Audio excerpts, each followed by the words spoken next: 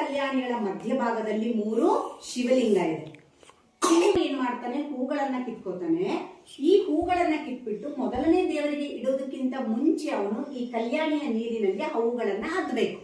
ಅದ್ದಿದ ತಕ್ಷಣ ಆ ಹೂಗಳೇನಾಗುತ್ತೆ, ಡಬಲ್ ಆಗುತ್ತೆ. ಡಬಲ್ ಆಗಿರ್ತಕ್ಕಂಥ ಹೂಗಳಲ್ಲಿ ಸ್ವಲ್ಪ ಹೂಗಳನ್ನ ಈ ಶಿವಲಿಂಗಕ್ಕೆ ಇಡ್ತಾನೆ.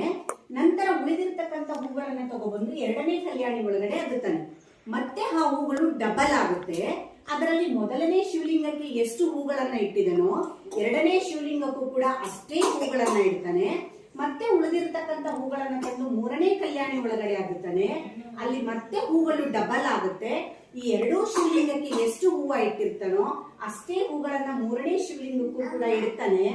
ಆದ್ರೆ ಈ ಪ್ರಶ್ನೆ ಏನಪ್ಪಾ ಅಂದ್ರೆ, ಪೂಜಾರಿ ಎಷ್ಟು ಹೂಗಳನ್ನ ಕಿತ್ಕೊಂಡ, ದೇವರುಗಳಿಗೆ ಎಷ್ಟು ಹೂವನ್ನ ಇಟ್ಟ, ಕೊನೆಯಲ್ಲಿ ಒಂದು ಹೂನು ಕೂಡ ಉಳಿಬಾರ್ದು.